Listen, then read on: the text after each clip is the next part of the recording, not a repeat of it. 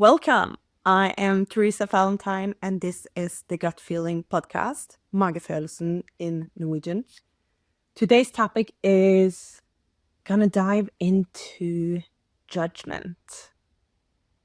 And when I say that, I want to invite you to bring a bit of awareness back to your body because you're brave to be here.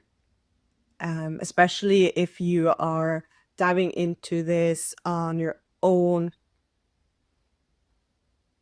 for your own journey, and admitting to yourself that you, in fact, judge yourself or others. Very brave. Thanks for being here. You're doing yourself and the world a big favor by taking accountability. And if you're here without acknowledging that you do this, but just out of curiosity because you feel that there's a lot of other people in your life that is blaming and complaining and judging, and you judge others for being judgmental, you're also welcome. But just hear how I said how you judge others for being judgmental. So there's a judgment in most of us. Even, it shows up in many ways, and a lot of people also who are, perfect and do all of the right things and do a lot of good things, they judge others who don't, and they criticize others who don't, and they often try to push others into doing the same as them. So there is a lot of judgments in a lot of people. And my perspective of this is that often when we judge others, we also internally judge ourselves, which is not very nice. And opposite, when we judge ourselves a lot, if we're very perfectionistic and very kind of like, critical towards our own behavior, that needs to be in this way, needs to be perfect until we present it to someone, until we let it in, that we don't dare to be vulnerable, that is kind of never good enough, then, well, that's kind of judgment playing in. And very often that will also reflect on a bit how we look at other people. And it can come a bit in disguise. And I will tell you how. I used to be a rescuer. I've been explaining the drama triangle in some other episodes and how we can go into the empowerment dynamics instead. But the rescuer is 1/3 of this dynamics. And I was very comfortable in this role. I would come into a room and I would, easily find a person that kind of needed something from me. Someone that needed help or rescuing or support, maybe someone who had a bad day, had a bad week, a bad year, whatever. Someone I would perceive as a bit less secure than I am, so a bit anxious, nervous, not on top of life. Didn't need to be truth, but that was kind of like what I was seeking a bit, and it made me feel good. It made me feel anchored. And I would always go up to these people and kind of be like, hey, like, how are you? I would kind of see them in the room, and a lot of these people would really perceive me as, this really kind person who was really seeing people and helping people and supporting them. And that's part of the truth, because I was also subconsciously putting myself above them, which made me feel very safe and good about myself. It created some kind of confidence in me. And I kind of looked a bit down on them for not being perfect, because I was trying to fix their situation, their mood, their feelings, whatever was happening in life. I mean, I was the master of solving problems. I was there, I always knew what people needed. They needed a hug or, some water, some food. I was there if they had some problem. I always, I really wanted to help people figure things out, because this made me feel super comfortable. But do you see how this can also be a way of judging someone? as a victim, putting them below us.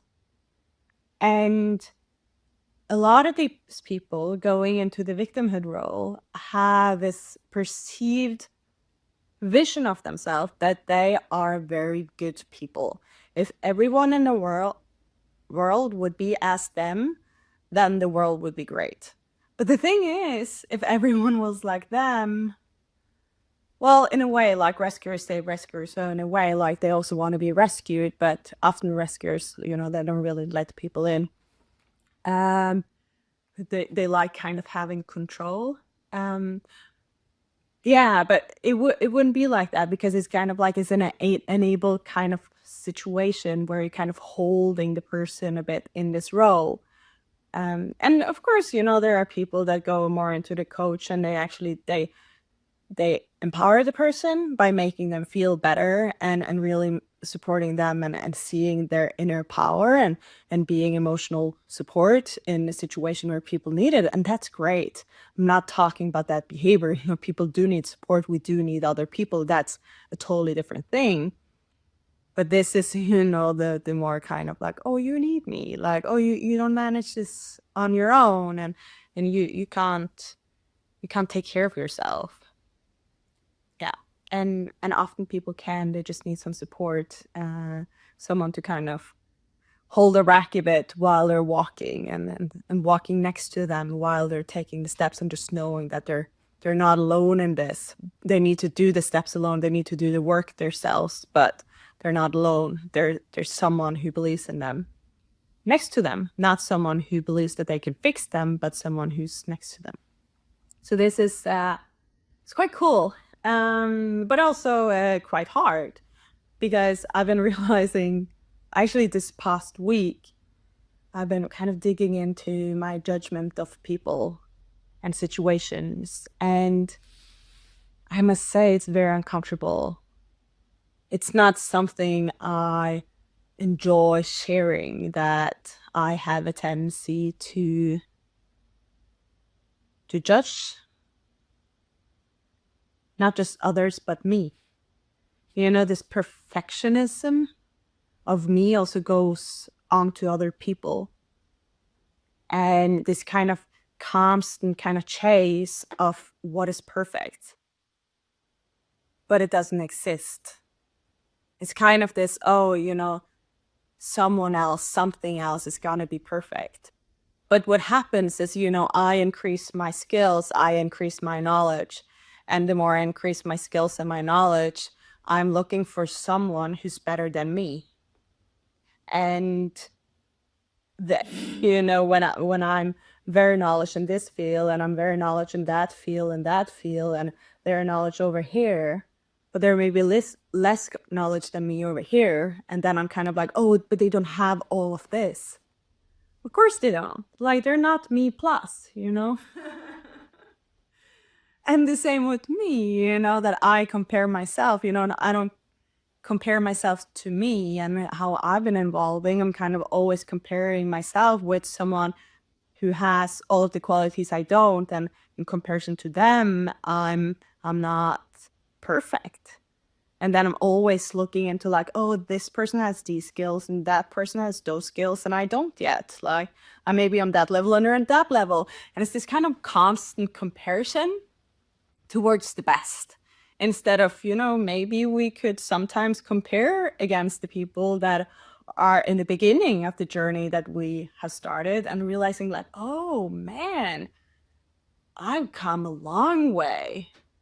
Wow, good on me. What a job, Whoa, great. Wow. It's amazing. Really feeling into that, that really like, wow. What if we could feel that instead? Instead of this like, oh, I'm not as good as they, not as good as they. Oh, I screwed up the sound. Oh, like there's something wrong with the make. Oh, like the lighting was a bit off. Oh, I said the wrong word.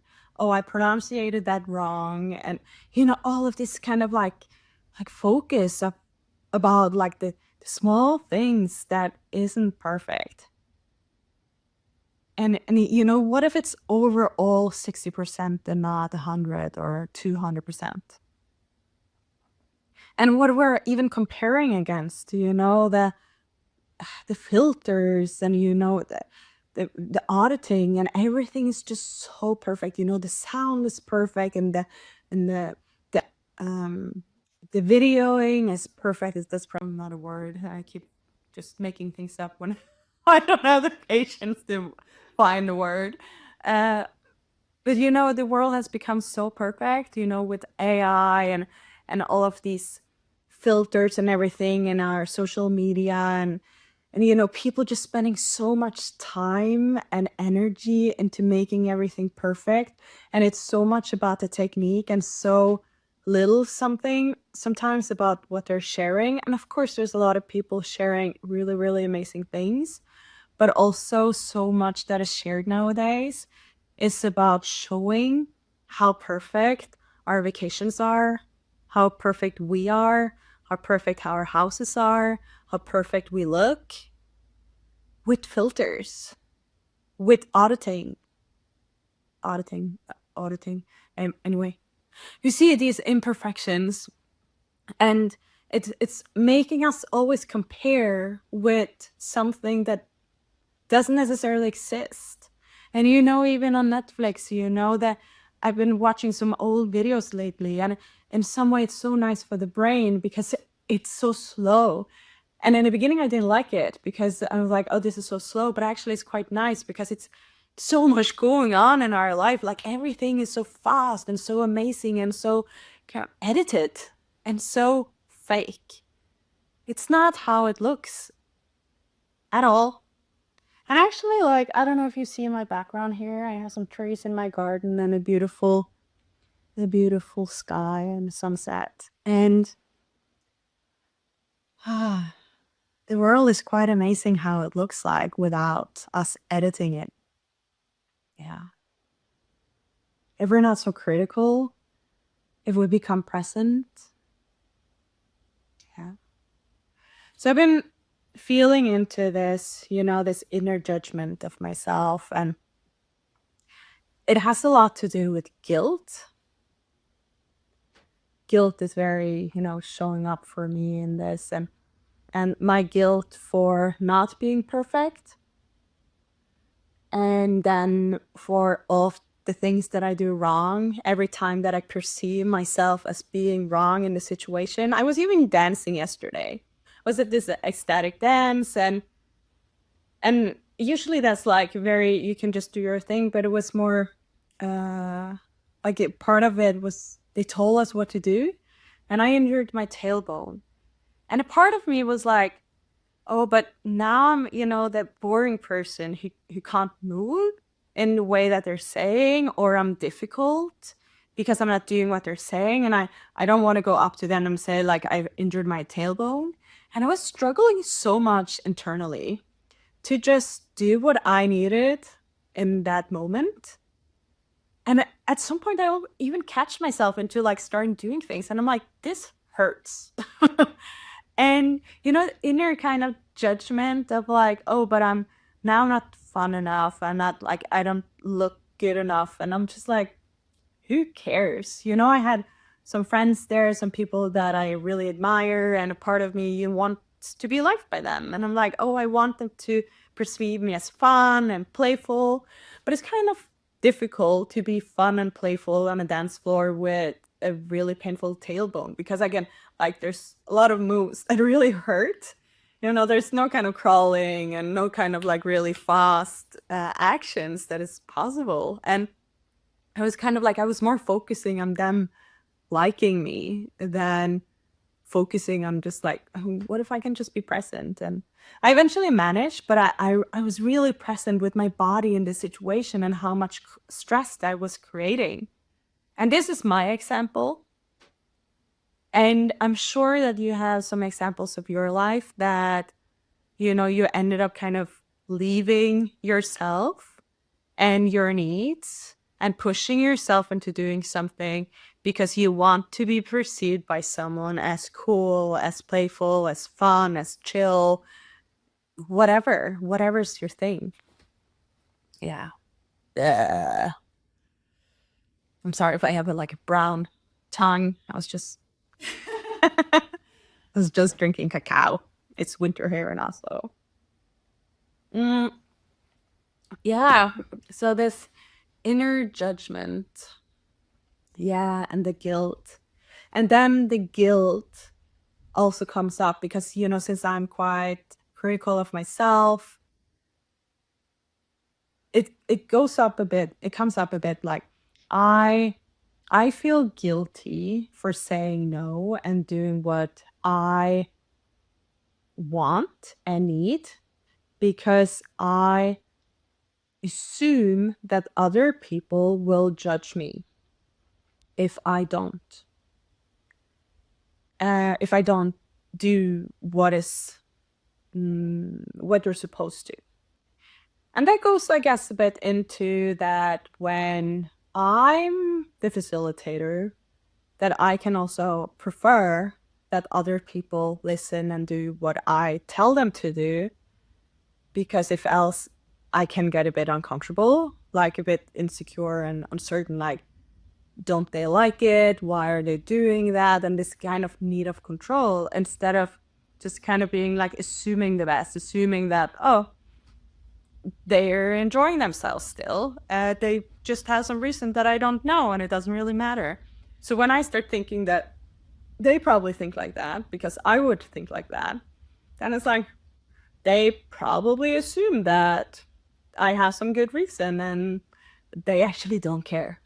Actually, they're focusing on themselves. And this has nothing to do with me.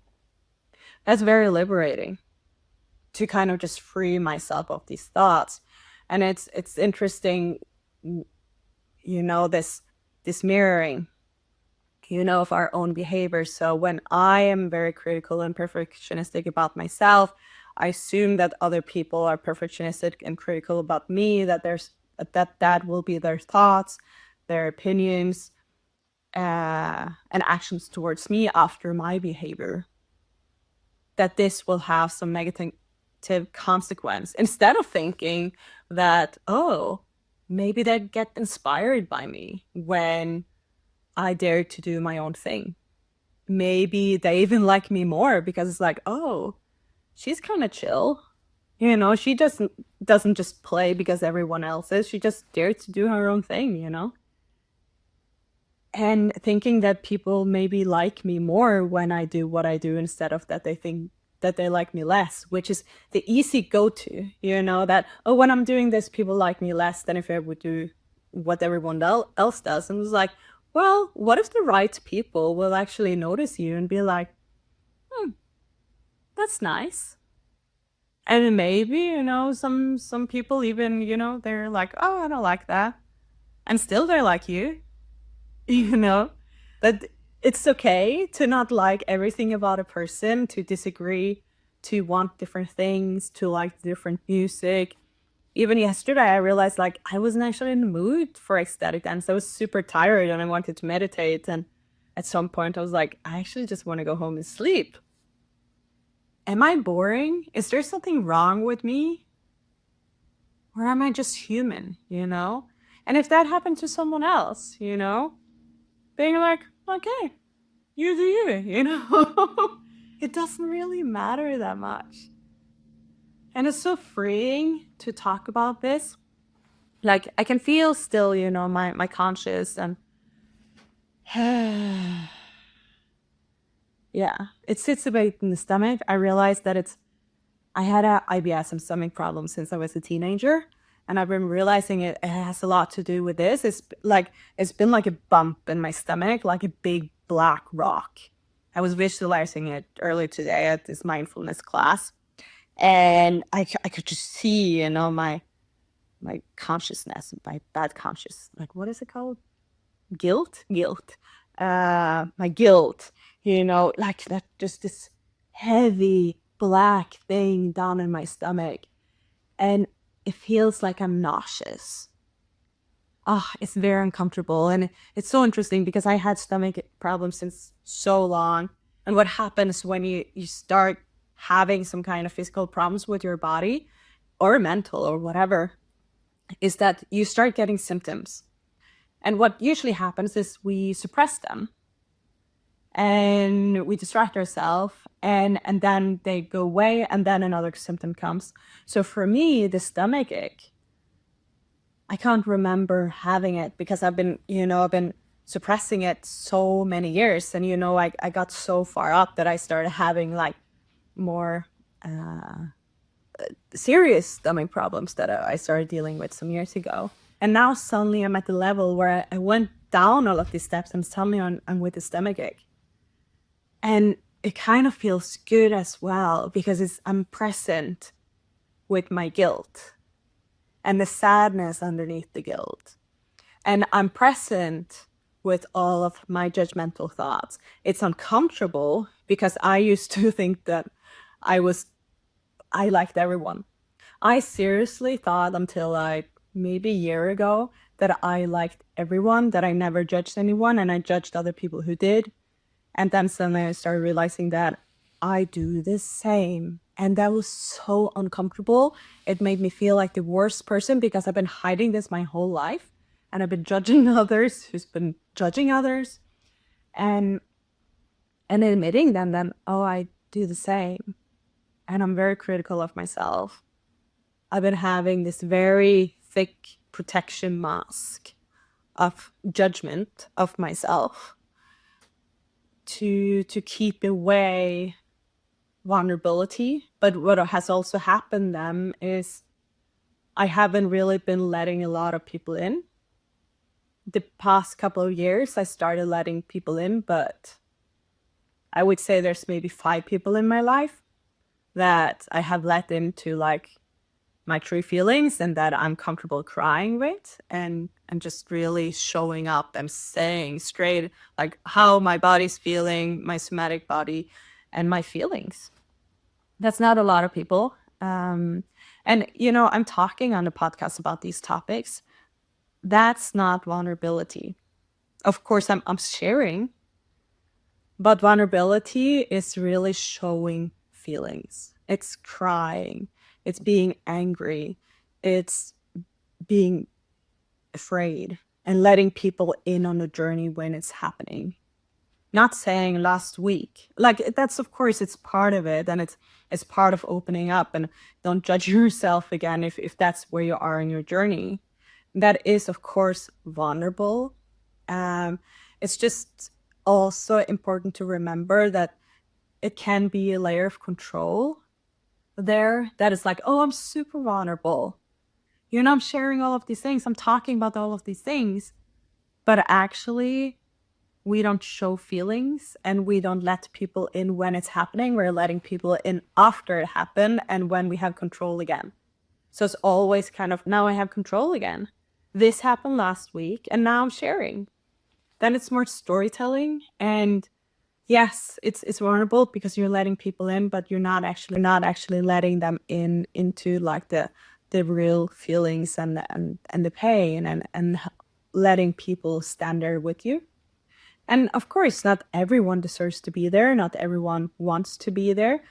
But daring to be like, oh, in this situation, who can I kind of let in so that I don't need to stand alone, and just kind of like share, like, this is going on right now. I'm really sad or really angry and frustrated or whatever it is. Maybe you're scared. I mean, in some life-changing periods of life where we don't actually know how to deal with it, we feel a bit lost. It seems like a lot. It can seem overwhelming. Letting people into our uncertainty of our kind of like, I don't know where this is going to end up. I don't know necessarily next step. And when people ask like, what do you want? It's like, I don't know. Where are you? How are you? And it's kind of like, I don't know. That's very vulnerable.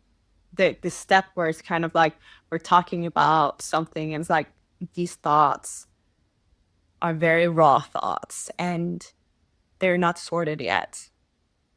I have no idea if this is going to be true in a month or a day. And right now I'm just sharing, and I need to trust the other person that they will kind of just understand that this is raw.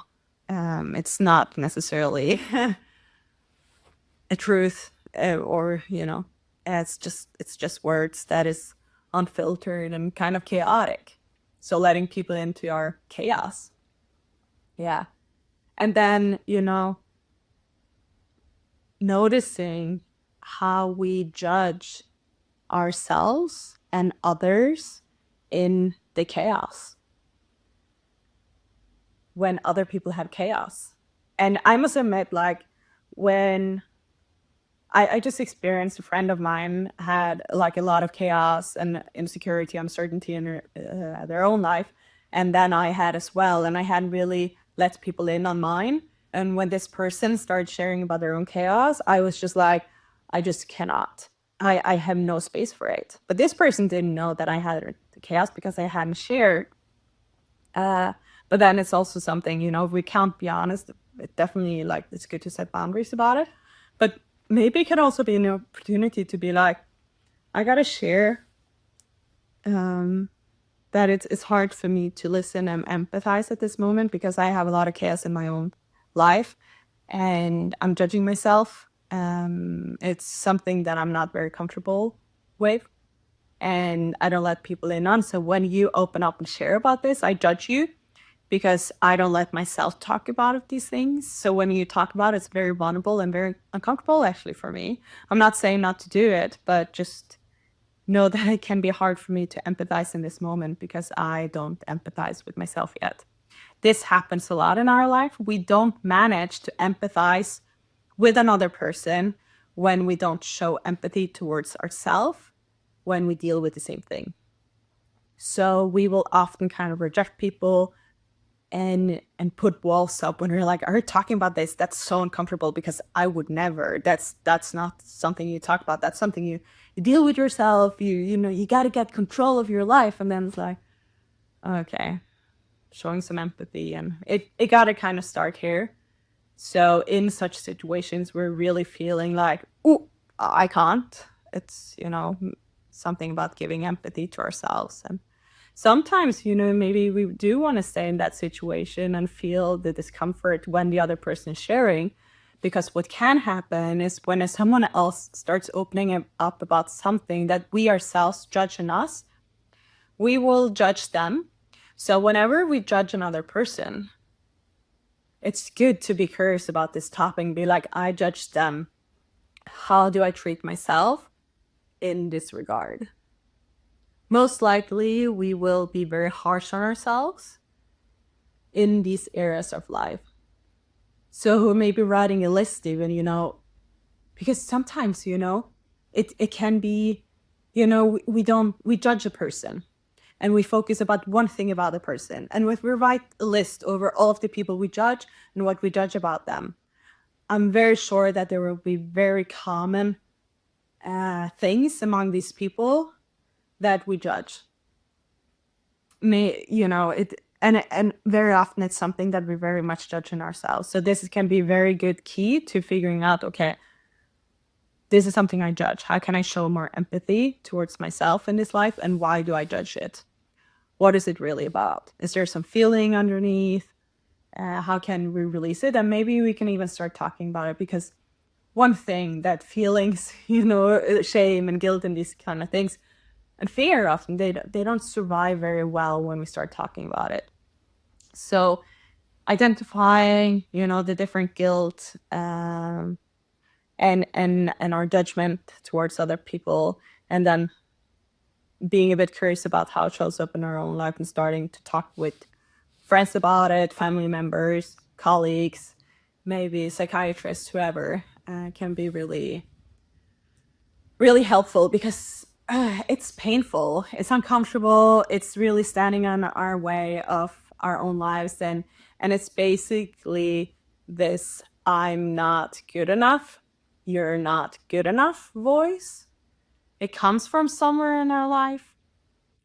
You can decide where. Doesn't really matter. What really matters is it's still there, and it's not so comfortable. Of course, like what is good about these voices and our own judgment is that it can also bring some focus into areas of life where we really value something we really care about.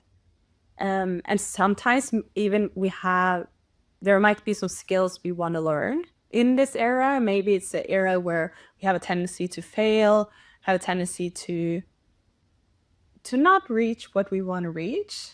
So maybe we've been walking down one path and following the same strategy our whole life. And then now we want to choose another strategy.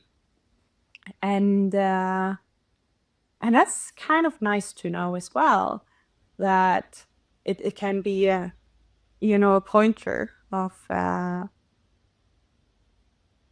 something, you will figure it out if you want to. Yeah. So that's judgment and guilt. It goes also into the drama triangle, in the regards that this is the perpetrator. And when we judge and criticize other people, we often do the same internally. So the drama triangle isn't just an external thing, it also is happening within our mind. So if we have an inner critic and judge ourselves, we judge outside as well. But it's really interesting when you can turn this inner perpetrator into more of a challenger. You can listen to the episode about the drama triangle and the perpetrator role, if you're curious about this topic. But that's why it's so important, because all of these dynamics, it goes into so many aspects. But really what's going on inside our head, it feels so empowering when we can become aware of it, bring focus to it, and decide differently. Because when we decide like, I can, you can, I can is the victim going into the crater and, thinking instead of I cannot, I can. So then it's like, oh, I can. And the challenger as well is, the other voice inside our head that is saying, you can't, that is like, you can't. But then actually, then you can also tell yourself, I believe in you. You can do this. So it's not just I can, it's also you can inside our own head. And then you have, going from the rescuer, instead of rescuing yourself and thinking, I need rescuing, I need to rescue myself, I need to get away from this discomfort in some challenging situation or something.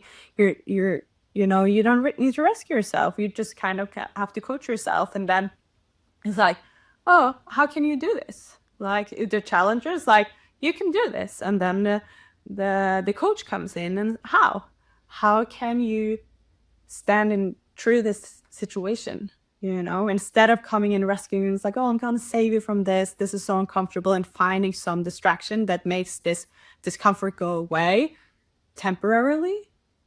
And then it usually builds bigger.